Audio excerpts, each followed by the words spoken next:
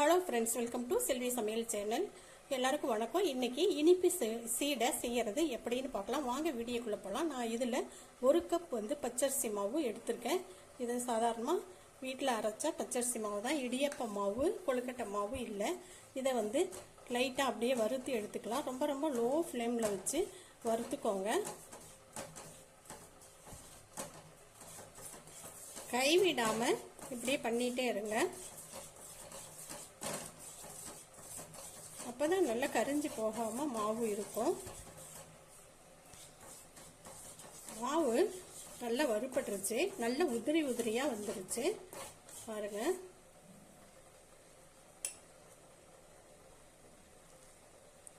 கோலம் போடுற மாதிரி வந்திருக்கு பாருங்க. இது மாதிரி வரும் பொழுது நீங்கள் எடுத்துருங்க. இப்போ இந்த மாவு ஆறட்டும். ஆறுன மாவை சலிக்கிறதுக்காக நான் இது மாதிரி ஒரு ஜல்லடையில் போட்டிருக்கேன். இதோட உளுந்து மாவு 1 டேபிள் ஸ்பூன் சேர்த்துருக்கேன். ஏலக்காய் தூள் ஒரு 1/4 டீஸ்பூன் சேர்த்துருக்கேன். இதை சலிச்சு எடுத்துடலாம்.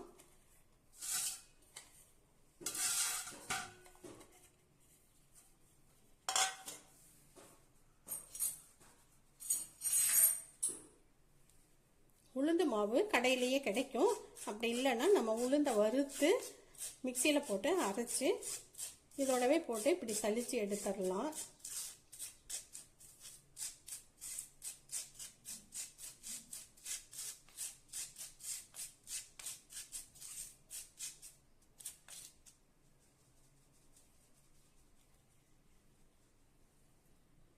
இது தேவையில்லை, இதை எடுத்துடலாம். சலிச்ச மாவு இப்படியே இருக்கட்டும். நான் மாவு எடுத்து அதே கப்பில் 1/2 கப் வெல்லத்தை சேர்க்குறேன். நல்லா பொடி பண்ண வெல்லம் தான் இது. இதில் ஒரு 1/4 டம்ளர் தண்ணி சேர்க்குறேன். இதை கரைச்சி எடுத்துடலாம். நம்ம போட்ட வெல்லம் நல்லா கொதி கரைஞ்சிருச்சு. இது இப்படியே இருக்கட்டும். சலிச்சு எடுத்த மாவில் நான் கொஞ்சமாக எள்ளு சேர்க்குறேன். ஒரு டீஸ்பூன் இருக்கும். நீங்கள் வெள்ளை எள் கிடைச்சாலும் சேர்த்துக்கோங்க. இதோட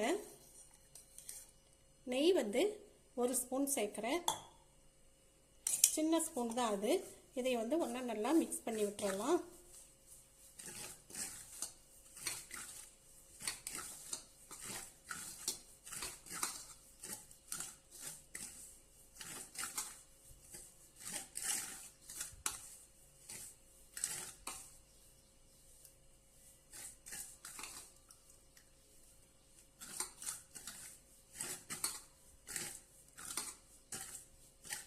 நீங்கள் இதோட ஒரு பிஞ்சு உப்பு சேர்க்கறதுனால சேர்த்துக்கலாம். இனிப்பு சுவை கூடுறதுக்கு. நான் போடலை.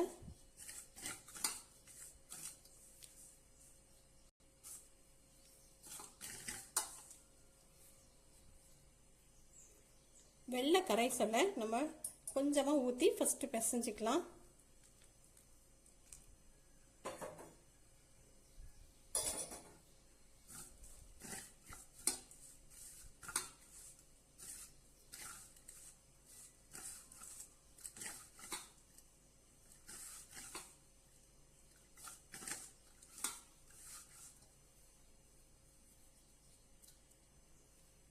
மீதி இருக்கிறதையும் ஊற்றிடலாம்.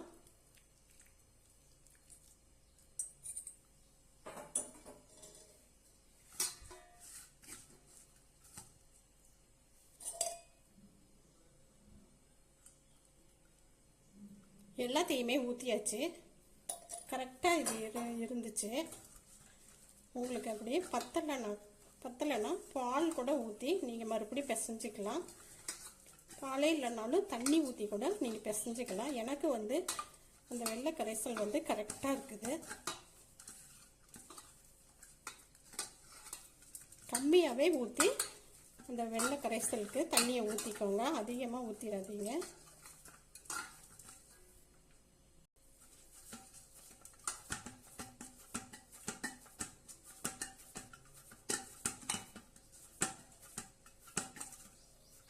பிசைஞ்சாச்சு. இப்போ இதில் சின்ன சின்ன உருண்டைகளாக எடுத்து உருட்டிக்கலாம். ரொம்ப பெருசாக இல்லாமல் இப்படி இதே சைஸில் உருட்டிக்கோங்க. இந்த 3 விரல்லையே அப்படியே வச்சுட்டு இந்த 4 விரலும் சேர்த்து இப்படியே உருட்டிக்கலாம். ரொம்ப அழுத்தம் கொடுக்காம அப்படி லைட்டாக இப்படி உருட்டி எடுத்துருங்க.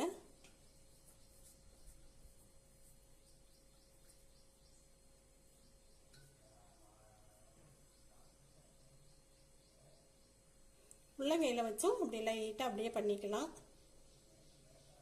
நமக்கு எது சௌகரியமோ அது மாதிரி உருட்டி எடுத்துடலாம். எல்லா உருண்டைகளையும் உருட்டிடலாம். எல்லா உருண்டைகளையும் உருட்டியாச்சு. இந்த சின்ன சின்ன டிப்ஸ் எல்லாம் நீங்கள் பார்த்துக்கோங்க, லைட்டாக உருட்டிக்கோங்க. இப்போ வெடிக்கும் அப்படின்னு இருந்துச்சுன்னா ஒரு சின்ன குச்சி எடுத்துக்கிட்டு இப்படி லைட்டாக அப்படி ஓட்டை போட்டு வச்சுருங்க.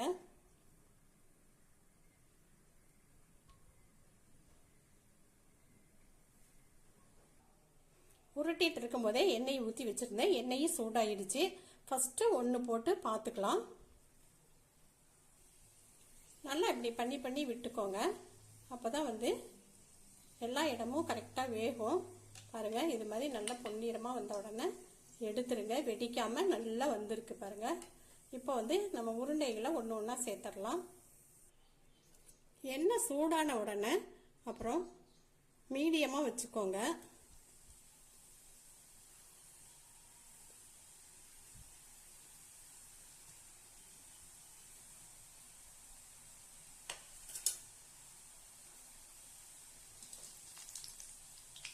கொஞ்சம் அப்படியே லைட்டாக வேகட்டும்.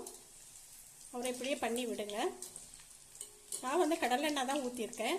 உங்கள்கிட்ட எந்த எண்ணெய் இருக்கோ அதை வந்து நீங்கள் சேர்த்துக்கோங்க. அப்படியே லைட்டாக இப்படி பண்ணி விட்டுட்டு இருந்துட்டிங்கன்னா எல்லா இடமும் வேகும்.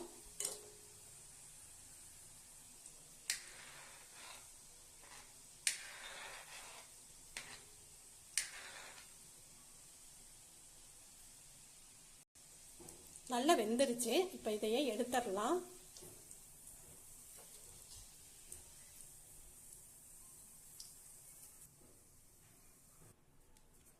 மறுபடியும் போட்டுக்கலாம்.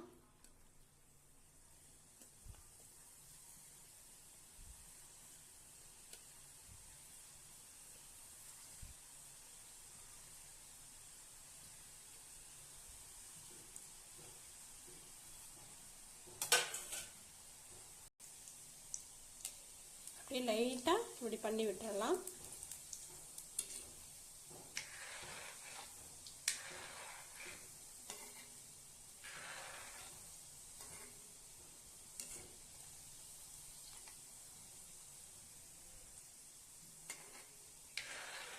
நல்லா வேகிறதுக்கு ஆரம்பிச்சிருச்சு.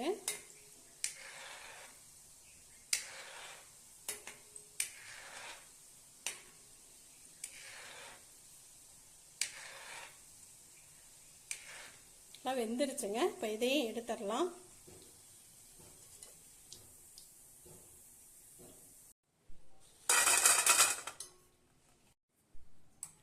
நல்ல ஒரு டேஸ்டியான ஸ்வீட்டான இனிப்பு சீடை ரெடி ஆகிடுச்சு. நீங்களும் இதே மாதிரி இந்த சின்ன சின்ன டிப்ஸோட மாவு நல்லா நைஸாக சலிச்சு எடுத்துக்கோங்க. வெள்ளை கரைசலுக்கு அளவான தண்ணி ஊற்றிக்கோங்க. லைட்டாக அப்படியே உருட்டி எடுத்துக்கோங்க. நல்லா வந்து அந்த சின்ன சின்ன ஓட்டை போட்டுட்டு பொரிச்சிங்கன்னா உங்களுக்கு பயமில்லாத நல்லா வெடிக்காமல் பொரித்து எடுத்துக்கலாம். இந்த வருஷம் கிருஷ்ண ஜெயந்திக்கு நீங்கள் இந்த இனிப்பு சீடையை பிரசாதமாக வச்சு சாமி கும்பிடுங்க.